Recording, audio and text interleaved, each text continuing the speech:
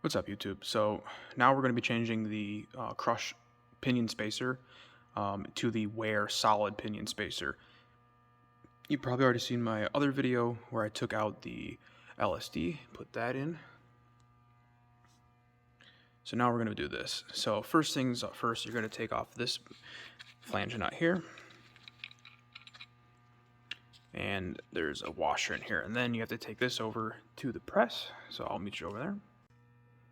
Alright, so now we're going to pop this pinion out, and you want to have something soft underneath it just to catch it. You can also use your hand. Just make sure you go slow.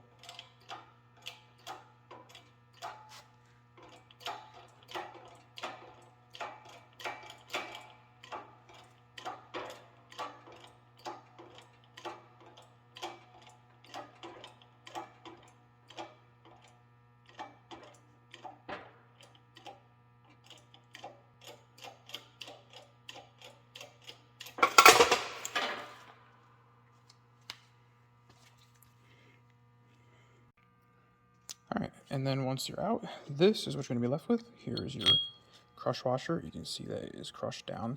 Here's the solid pinion spacer. And then you're going to put this on.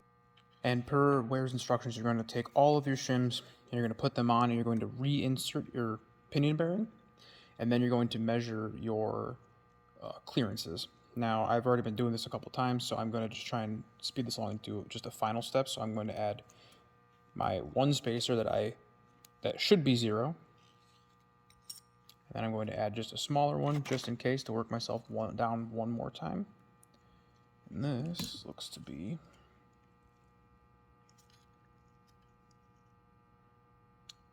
like it is my 0.007 spacer shim, which is the smallest. So we'll put this on. And now I'm going to bring my diff case and the pinion back over to the press. I'm going to press it back in, and then I will show you what the gauge, how my gauge is set up, and how you measure the preload.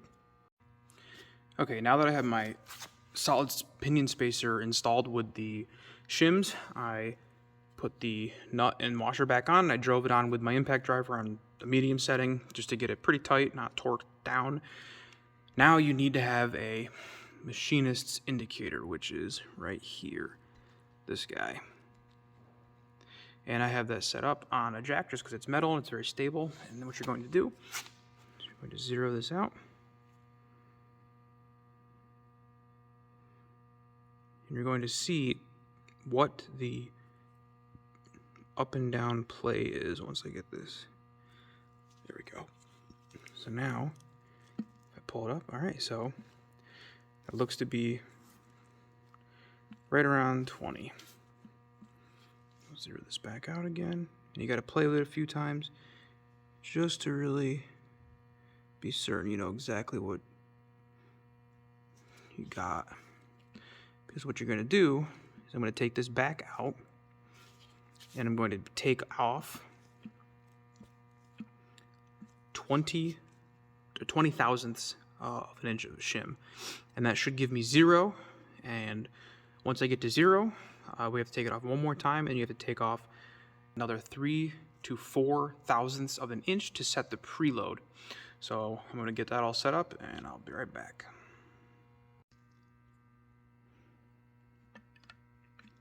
Now, after much fiddling, you can see just under 20. We need to be between 10 and 15. I'm like right around that 17 to 18 mark, and this will come down as you lube it up. So you impact this sucker on, and then you punch it in, and you are good to go.